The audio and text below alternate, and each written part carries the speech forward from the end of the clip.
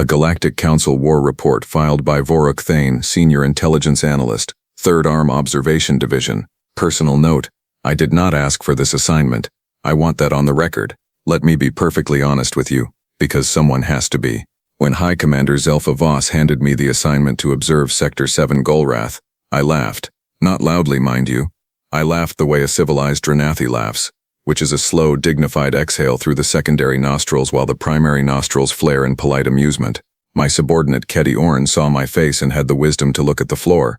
The assignment: monitor a primitive carbon-based single-planet species while the Krath Dominion advanced its warfront through the outer spiral. Make sure the primitives do not accidentally wander into the conflict zone.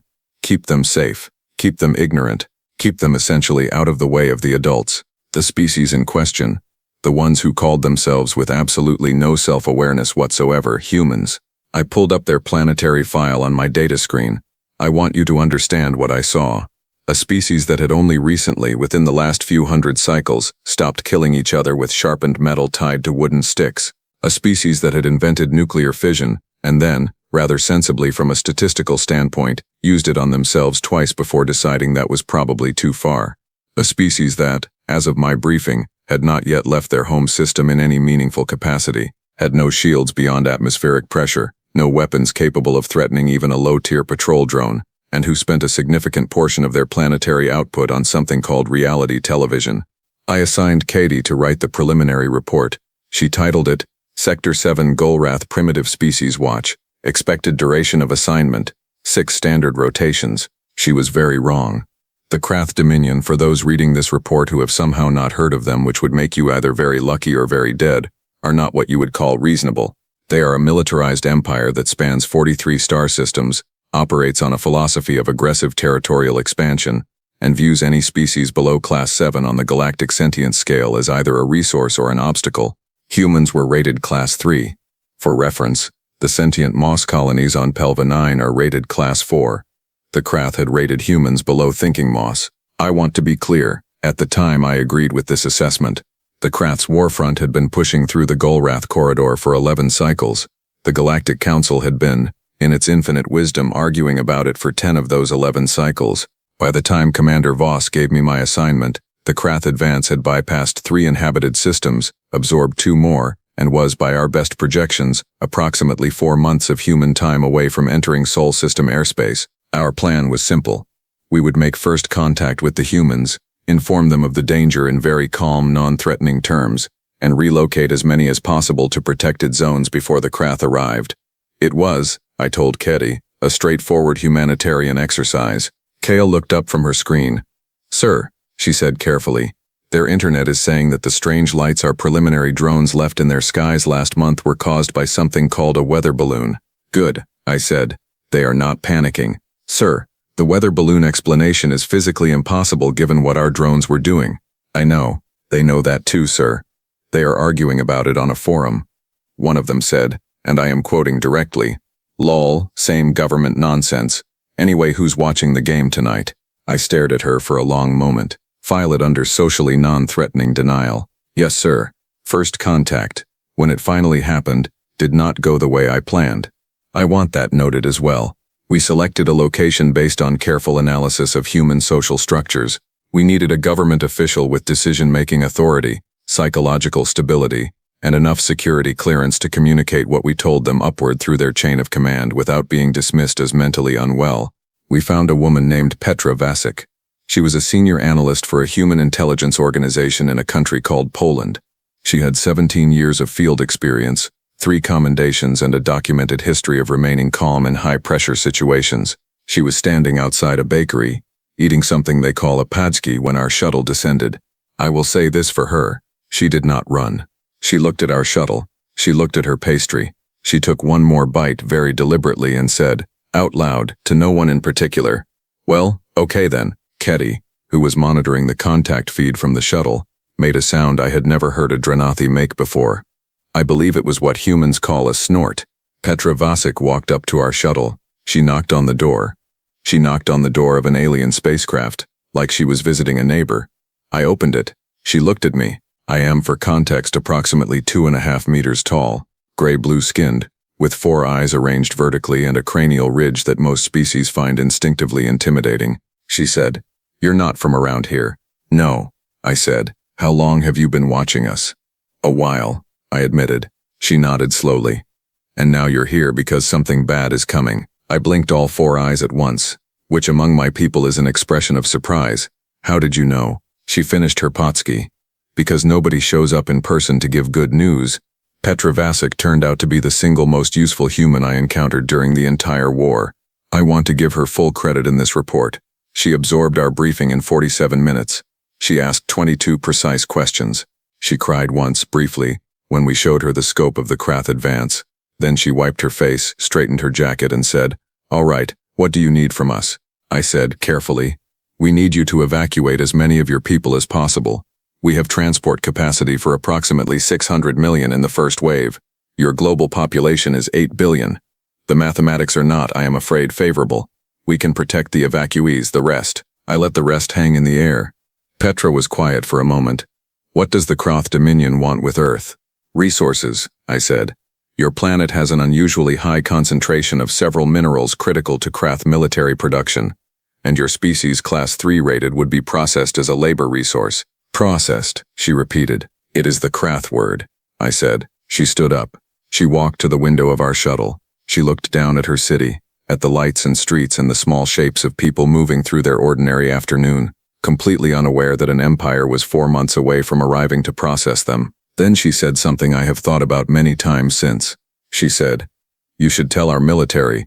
I said, "With respect, Petra, your military is not equipped for a Krath engagement. The gap in technology is considerable. Your most advanced weapons would not meaningfully penetrate standard Krath shielding. I do not say this to be unkind. I say it because the math is what it is." She looked at me, and this is the part I want you to pay attention to, because I missed what was behind her eyes in that moment. I was too confident in my math. She said, "I heard you. Tell our military anyway." I told their military.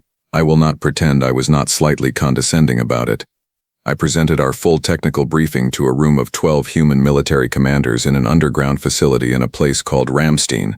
I showed them Krath ship schematics. I showed them weapons capability ranges. I showed them the simulation projections of what a Krath assault on Earth would look like. The projections were, to use a human phrase, not pretty. A human general named Darius Mbeki sat at the head of the table. He had a shaved head and the particular expression of a person who has spent a career being handed problems with no good solutions. He looked at the projections for a long time. Then he looked at me. He said, "How long do their shields hold under sustained fire?" I blinked. "The Krath shields. They are essentially impenetrable to anything below Class 8 weaponry." "That's not what I asked," he said. "I asked how long." I pulled up the data, slightly confused. "Under sustained fire from a Class 8 weapon? Approximately 6 standard hours before thermal degradation begins." He nodded. "And do they have to stay stationary to maintain shield coverage?" "Their capital ships, yes. Stationary shield arrays require anchored power cores." "Why?" He said nothing. He looked at the projection again. Then he looked at the other commanders, and something passed between them that I did not understand at the time. Some silent human communication that I did not have the context to read. General Mbeki turned back to me. "Give us 3 months," he said. I said, again, probably too patiently, "General, with respect, there is nothing you can build in 3 months that changes this outcome. We are not talking about a technology gap you can close with time and effort. We are talking about centuries of advancement. The Krath have had spacefaring capabilities since before your species discovered agriculture," he said. I heard you. And I heard in those 3 words the exact same tone Petra Vasic had used in that shuttle. "Tell our military anyway." I heard you. I heard you. I want to note for the record that at this point I still did not understand what I was looking at. I still thought I was talking to primitives who were too stubborn to accept the math. I was wrong about the math. 3 weeks into their preparation period, Ketty came to me with a sensor report from our monitoring station over the North American continent. "Sir," she said, and her voice had that careful flatness it gets when she is not sure how to frame something. "The humans are working in shifts, around the clock. All major manufacturing centers are operating at what appears to be full capacity." "Evacuation infrastructure preparation," I said. "No, sir." She placed the sensor feed on my screen. "They are building something." I looked at the readings. The thermal signatures were enormous. Whatever they were constructing, they were doing it on a scale that required every major industrial zone on the planet operating simultaneously. Power consumption charts were spiking beyond anything recorded in our baseline survey of the planet. "What are they building?" I asked. Ketty was quiet for a second. "We don't know yet, sir." I looked at the screen, at the 8 billion people on that small, loud, stubborn, mathematically doomed planet, burning their industrial capacity on something they had no reason to believe would work. I felt something I had not expected to feel. I felt the first small, cold touch of doubt. A Galactic Council War Report filed by Vorok Thane, Senior Intelligence Analyst, 3rd Arm Observation Division. Continued from Part 1. And yes, I am aware of how Part 1 ended. I was wrong. I have made peace with it. Mostly. 2 months and 11 days before the projected Krath arrival, General Darius Mbeki invited me to a facility in a desert region the humans called Nevada. I want to be specific about the invitation. It was not a formal diplomatic request. It was not routed through Petra Vasic or the Council liaison channel I had established. It was a single short message delivered through a communication frequency our monitoring stations barely registered, which itself should have told me something. It said, "Come see what we built, bring your analyst, leave your assumptions at the door." That last sentence, I now understand, was not a figure of speech. Ketty and I descended in a shielded shuttle at night, which the humans had requested, and which I assumed was for their psychological comfort. Crowds, panic, that sort of thing. I was wrong about that too. They did not want us seen because they did not want the Krath's long-range observation drones, which had begun probing the outer edge of the Sol system by then, to register our visit and draw conclusions about what they were about to see. They were protecting the surprise. The facility was underground. Very far underground. 300 meters, at least. The elevator ride down was long enough that Ketty and I stood in silence, listening to the hum of machinery that grew louder with every meter of descent, until it was not a hum anymore but a physical pressure, a vibration that moved through the floor and up through the soles of my feet and into my chest. The doors opened. I have filed many reports in my career. I have described alien megastructures, dying stars seen from close orbit, the interior of a Krath Dominion war carrier, and a Pelvan Moss colony's attempt to perform what it considered music. I have always found words. Standing at the entrance to that facility for approximately 4 seconds, I had no words. What I was looking at was, structurally, a cannon. That is the simplest way to describe it. A single shot, fixed position planetary scale electromagnetic mass accelerator, bored directly through the Nevada bedrock, and angled with mathematical precision toward a point in space calculated to intercept the projected entry vector of the Krath advance fleet. It was 300 meters wide at the mouth. It was, they told me, 4,000 kilometers long. They had drilled it through the planet. They had used the planet as the barrel. Ketty made a sound behind me that I am fairly certain is not in any Dranathi language. I turned to look at her. Her secondary nostrils were fully dilated, which on a Dranathi is an involuntary stress response. General Mbeki was standing to my left, watching my face with the particular expression of a person who has been waiting a long time to show someone something. 4,000 kilometers, I said, because I needed to say something. 4,011, he corrected. You drilled through your planet. We drilled through the boring parts, mostly mantle. The magma flow redirection was the tricky bit. You redirected magma, temporarily. I looked at him. In 3 months. 2 months and 9 days, actually. He said it without a trace of boasting. He said it the way you state a measurement. Clinically, accurately. We had a deadline. I need to explain. For the Galactic Council members reading this report who may not specialize in ballistic physics, what this weapon was designed to do. The Krath advance fleet traveled in formation. Tight formation by Krath tactical doctrine, because their interlocking shield arrays operated on a shared power web. The outermost ships broadcast shield coverage to the innermost ships. This made the formation nearly impenetrable from the front, from the sides, from above and below. It was the reason the Krath had never lost a frontal engagement in over 200 years of warfare, frontally impenetrable. General Mbeki had not planned a frontal engagement. He had planned to shoot through the planet. The Krath formation on its approach vector would pass through a specific spatial coordinate at a specific time that the humans had calculated using, and I confirmed this later with some disbelief. Publicly available Galactic Council transit data that Petra Vasic had obtained through a data access request filed with our own bureaucratic office 41 days earlier. A data request. She had filed a data request with the Galactic Council to get the Krath's projected flight path. The request had been approved by an administrative clerk named Orvin Sos, who when I spoke to him afterward said he had not thought anything unusual about it. The humans had then calculated the exact moment when the rear arc of the Krath formation, the arc not covered by frontal shields, the arc the Krath never protected because nothing had ever come from behind them in combat, would align with the exit point of the planetary accelerator. They had given themselves a firing window of approximately 4 minutes. They had built a weapon 4,000 kilometers long to hit that window. The projectile, I should mention, was not a missile. It was not an explosive device of any kind. It was a tungsten iron composite rod, 3 meters wide and 40 meters long, accelerated to a fraction below the speed of light. No shield in the Galactic Council's catalog is rated for a relativistic kinetic impactor. Nobody had ever bothered to build a relativistic kinetic impactor before because the engineering requirements were, by all prior analysis, absurd. I stood in that facility and I thought about General Mbeki saying, "Give us 3 months." I thought about Petra Vasic saying, "Tell our military anyway." I thought about a Galactic Council clerk named Orvan Seuss approving a data request without a second thought. I thought about myself sitting in my office 2 months ago, patient and kind and condescending, explaining to a room full of humans that the math was not in their favor. The math. The Krath arrived 14 days ahead of schedule. Of course they did, because nothing about this assignment had gone according to my projections, and why would the timing be any different? Kaylee woke me from a rest cycle at what humans call 3 in the morning with a tone in her voice I had only heard once before, when our ship nearly clipped a debris field near Gelton Station. "Sir," she said, "the Krath Advance Fleet just entered the outer system. They are moving faster than projected. Admiral Voss is requesting your status." I was already moving. "Get me Mbeki."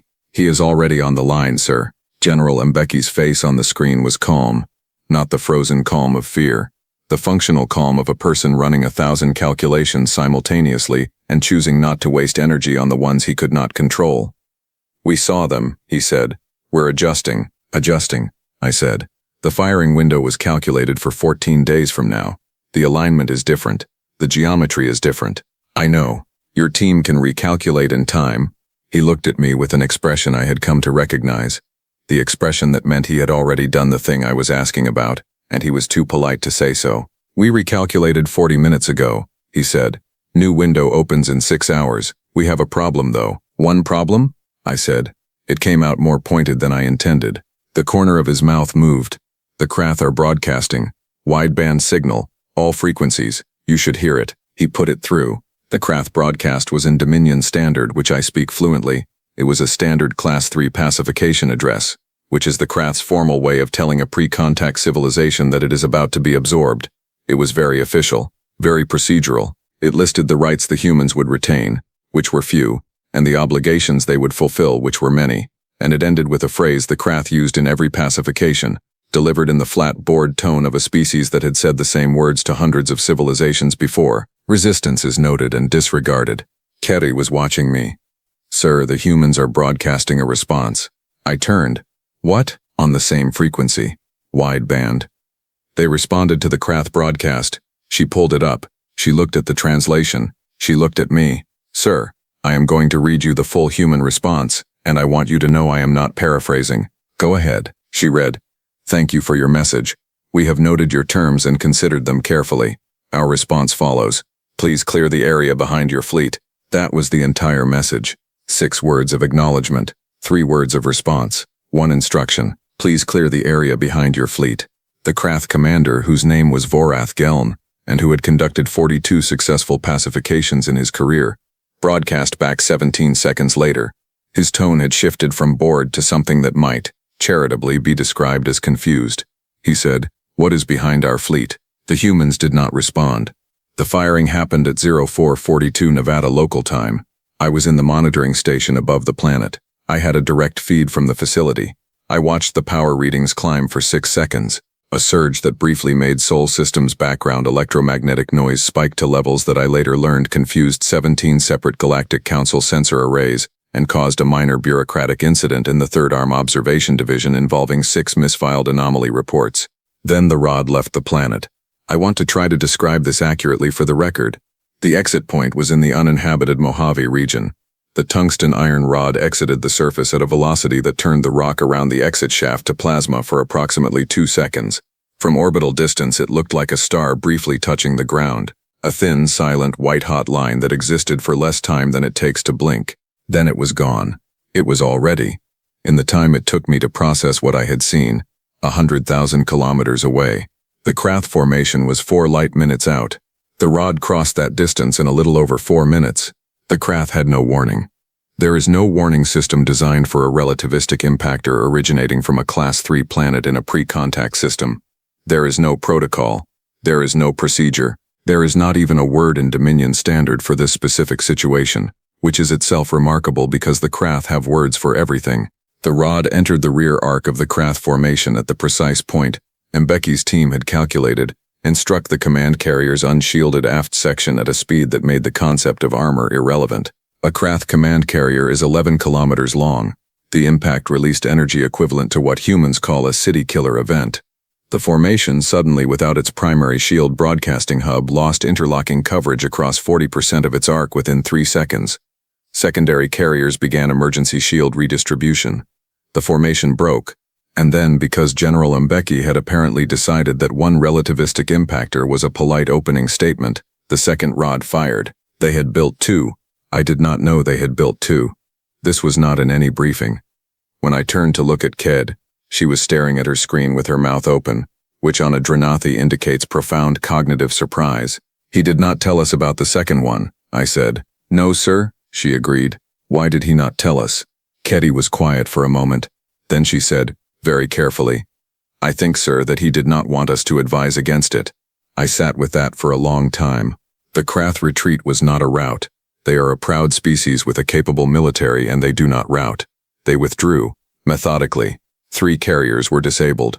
1 was destroyed. Admiral Vorath Geln filed a formal engagement report with his high command that, when our intelligence division obtained a copy 6 weeks later, described the engagement as an encounter with anomalous Class 3 species demonstrating atypical tactical behavior. Atypical. A Class 3 species had shot through their own planet and crippled a Krath advance fleet. Atypical. I filed my report to the Galactic Council 48 hours after the engagement. I want to read you the summary section because I wrote it myself carefully, and I believe it is the most important thing I have produced in my career. I wrote, the species designated Class 3, Sector 7 Golrath, commonly known as humans, do not conform to standard Class 3 behavioral or capability modeling. Their threat assessment requires immediate revision. The following observations are submitted for Council consideration. First, humans do not operate on the assumption that obstacles are permanent. They operate on the assumption that obstacles are problems, and problems are things they have not yet solved. The distinction sounds small. It is not small. Second, humans share information horizontally across their species with a speed and effectiveness that exceeds any pre-contact civilization in Council records. They did not have a centralized command structure for this project. They had 8 billion individuals who, when told a problem existed, began solving it from every possible angle simultaneously. Third, and I submit this with some professional embarrassment, when I told their military command that the math did not favor them, they heard me, they understood me, they agreed with my math. They then asked me to leave so they could go change the math. Recommendation: reclassify humans immediately. Suggested new classification, class unknown, because we do not currently have a scale that fits them. I saw Petra Vasic one more time before I filed my final debrief and transferred back to Central Command. She was standing outside the same bakery in Warsaw, same street. She was eating another pachiki. The sky was clear and very blue, and the city was loud around her, and 8 billion people on this planet were going about their ordinary afternoons, largely unaware of how close the last 3 months had come to being the last 3 months. She saw me coming. She did not look surprised. She had the expression of someone who expected a visit. I stopped in front of her. You knew, I said. Knew what? When I told you the math was against you, you knew your people would find a way. She finished her pastry. She looked at me with the calm, direct look I had come to recognize as a fundamental human expression, the look that said, I have thought about this clearly, and I know exactly what I believe. She said, I didn't know. I hoped. There's a difference. She tilted her head.